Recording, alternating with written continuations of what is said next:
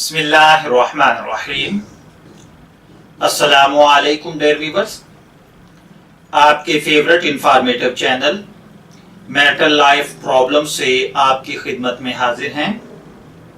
हमारा आज का सवाल है कि एक शख्स अपने घर में इंटर होता है तो वो क्या देखता है कि उसकी बीवी बेहतरीन लिबास पहनकर और तैयार होकर अपने बेड पर लेटी हुई है और उसका एक कजन उसके बिल्कुल करीब बैठा हुआ है कि उनमें गैप नहीं है।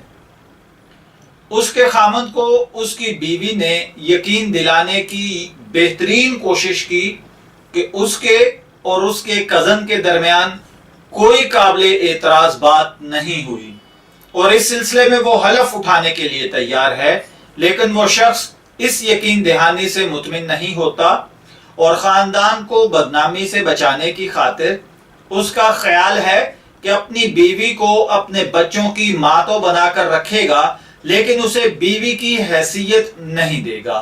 इसका ये फैसला इस्लामी नुक्ता नजर से कहां तक दुरुस्त है, इस हवाले से हमारी राय मांगी गई है।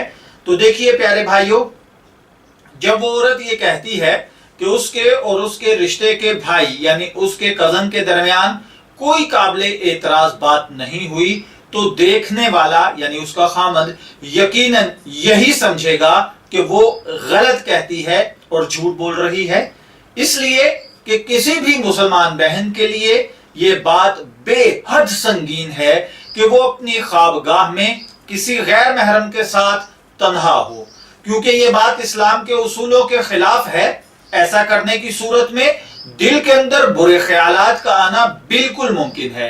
चुनाचे इस्लाम इस बात की ममानियत करता है कि कोई मर्द किसी ऐसी खातून के साथ तन्हाई में मिले कि उसके साथ वक्त गुजारे कि जिससे उसकी शादी जायज हो।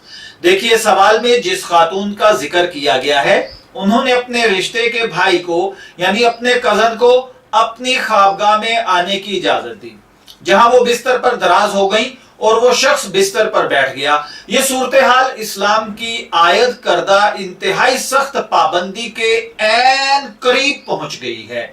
रसूल करीम सल्लल्लाहु अलैहि वसल्लम ने हमें तालीम अता फरमाई कि मुश्तबे कामों से भी बचो, उनके करीब ना जाओ।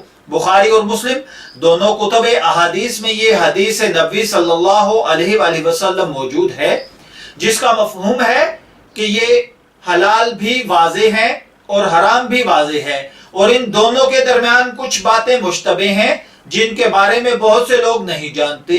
जो फर्द मुश्तबे बातों से गुरेज करेगा वो अपने आप को बचा लेगा, लेकिन जो मुश्तबे उमूर में पड़ेगा वो हराम कामों में भी मुलव्वस हो जाएगा, उसी चरवाहे की तरह जो किसी ममनुआ चरागाह के करीब करीब अपनी बकरियां चराता है।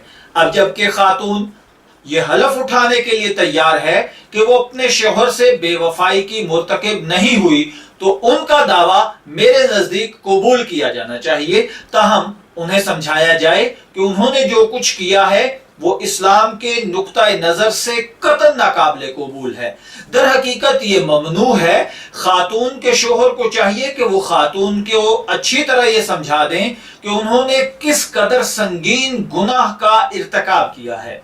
अगर शोहर खातून के साथ इज़्दवाजी ताल्लुक बरकरार रखे हुए हैं तो उसे अपनी इज़्दवाजी जिंदगी पूरी करनी चाहिए। ये बात दुरुस्त नहीं कि वो खातून के इज़्दवाजी हुकूक अदा न करें। ज़ौजैन को एक दूसरे की ख्वाहिशात पूरी करने में मुआवन और मददगार होना चाहिए। अगर दोनों के दरमियान नाचाकी और कता ताल्लुक रहा तो ये सूरत हाल किसी भी फरीक के लिए अपनी फितरी ख्वाहिशात को पूरा करने के लिए दूसरे नाजायज ज़राए इख्तियार करने पर उकसा सकती है। जो बात जरूरी है वो ये है कि खातून की दीनी तालीम का मुनासिब एहतमाम करना चाहिए ताकि वो पाकीज़ा जिंदगी बसर कर सके और अपने शोहर के साथ मामूल के मुताबिक शब रोज गुजार सकें। मैं दुआ गो हूं कि अल्लाह ताला हमें ऐसी बद एहतियातियों से महफूज रखे। इजाजत चाहेंगे, फिर मिलेंगे किसी नए टॉपिक के साथ। तब तक के लिए अल्लाह हाफिज।